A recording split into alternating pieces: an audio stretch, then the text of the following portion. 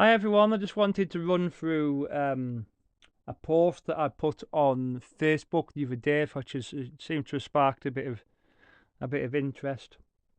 So what I said was, remember the structure goes like this: you have a thought, you make a meaning out of it, then you have an emotion, and then you do the behaviour.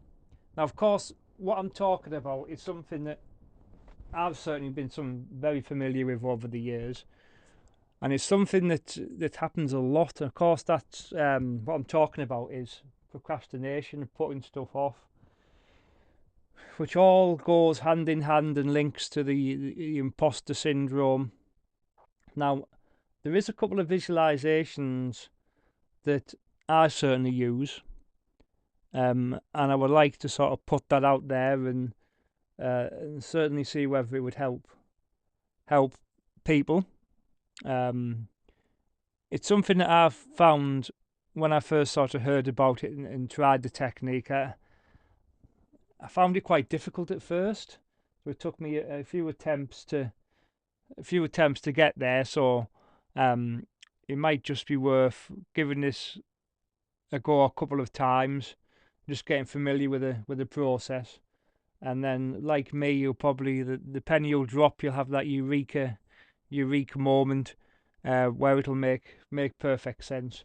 But I just wanted to talk a little about sort of procrastination and what it is and how it can affect you, and obviously what I meant by what I put on that Facebook post.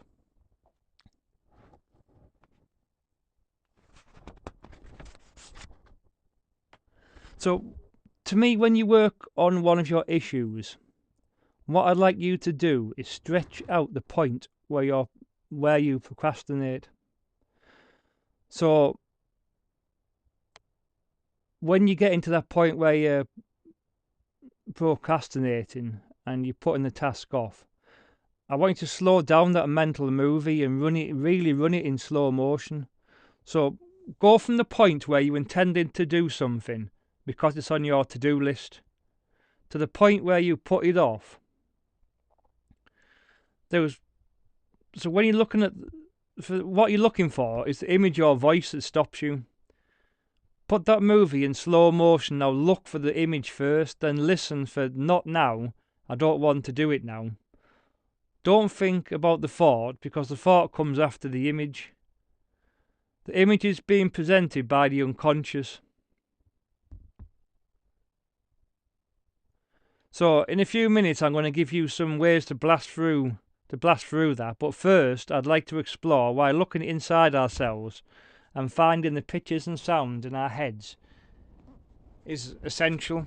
So it's probably something that not been sort of validated with myself before, but I just wanted to say that you do have the right to do this, and the exploration and adjustment, it's your brain. And there's no reason why you shouldn't get in there and look around. It's just a new skill, so just be patient and take your time. If you examine anything in your life that you've been putting off, it's likely that the reason you put it off is that your brain's trying to protect you. Now, it might be trying to protect you from something that bothered you when you were 5, 10 or 15-year-old, or something recent that was traumatic for you.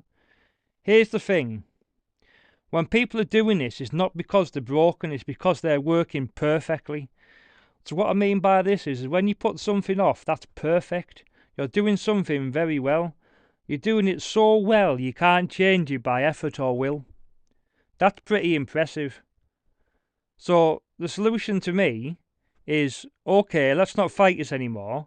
Let's study the process and find the detour point, which goes back to what I said on the Facebook pages. Remember, the structure goes like this: you have a thought, you make a meaning out of it, then you have an emotion, then you do the behaviour.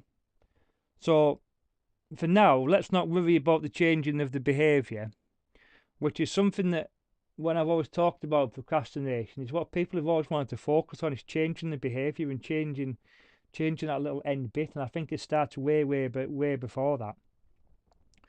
So to me, you need to work backwards, because the easiest thing to manipulate is the image or trigger itself.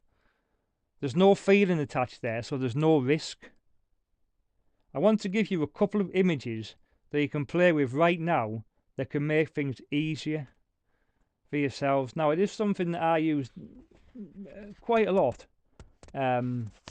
So it is something called the Godiva chocolate pattern.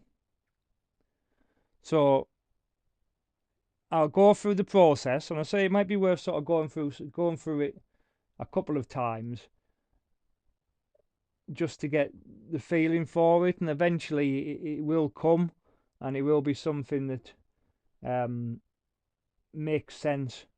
So, and I've talked a lot about visualization before, to do with sort of meditation and breath work. So this is another sort of prime example why I think visualization is so important. So, like I said, procrastination is a form of resistance. So this strategy is a very effective strategy that works well with resistance. So here's how the process works. So I want you to make 2 images. Now, the first image I want you to make is an image of you doing your favourite thing. So I want you to make an image of your favourite thing to do. Now, I would say not sex, because that involves somebody else. So make this something that you might do on your own, whether it is eating chocolate, being in a boat, fishing, going watching the football, playing golf, anything you really enjoy doing. Now, I want you to really sort of be in that image and remember what it's like to do that and what it would be like to do it again.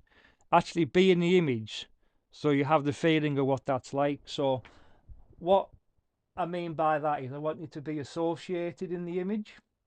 So not watching it on a video screen, or not imagining it on a cinema, or watching it from above. I want you to actually be in that moment and have that feeling that you get when you're doing your favourite thing.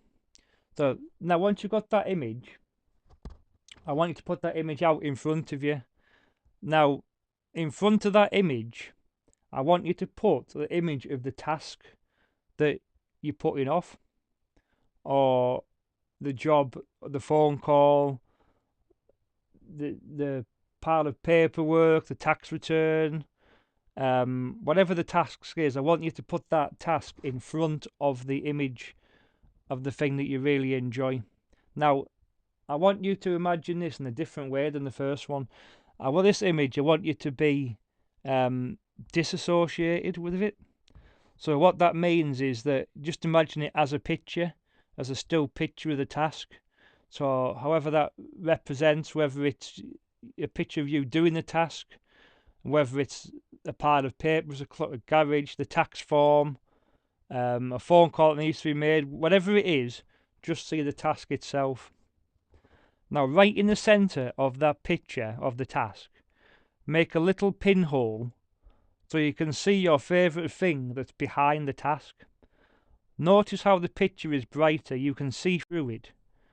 Open the pinhole a little bit so you can see that really good thing. Open it until you get a feeling of the really good activity.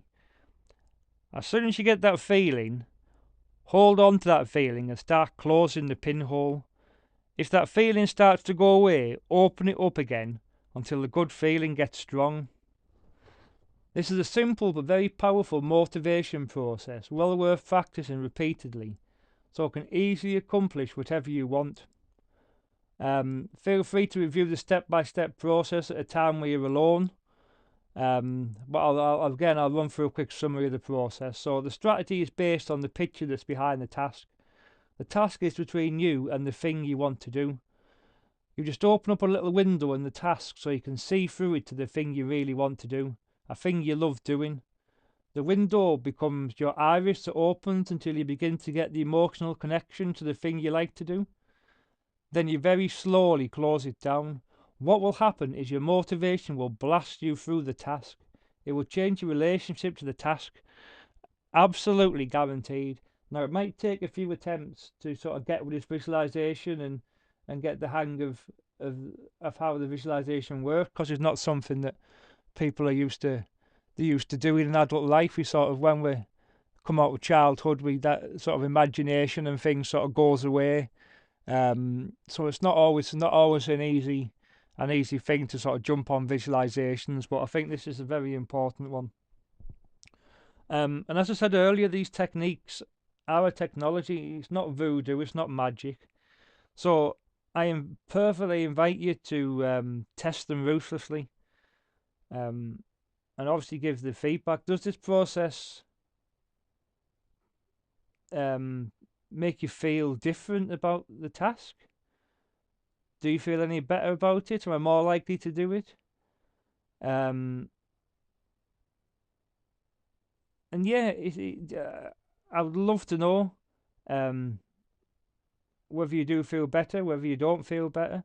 And I invite you again, I will invite you to run through it a few times, just to get the idea of the visualization.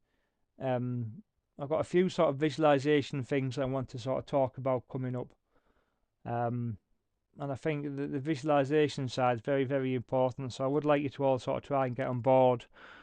Some of the sort of techniques I'm going to be covering off in the next few weeks all revolve around sort of visualization and stuff. I want to talk about the auditory swish, which is something again that I've used quite a lot, but that's quite deep, that one. So that can be quite challenging, that one.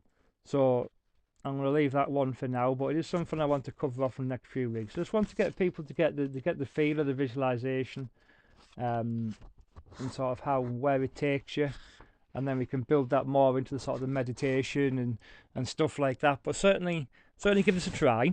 Let me know your thoughts, and hopefully get some feedback very soon. Thank you very much.